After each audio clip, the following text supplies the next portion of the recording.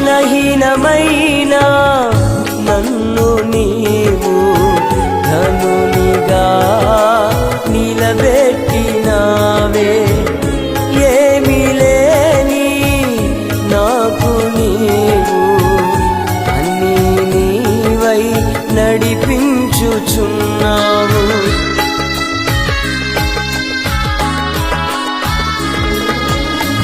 ఘనహీనమైన నన్ను నీవు ధనునిగా నిలబెట్టినావే.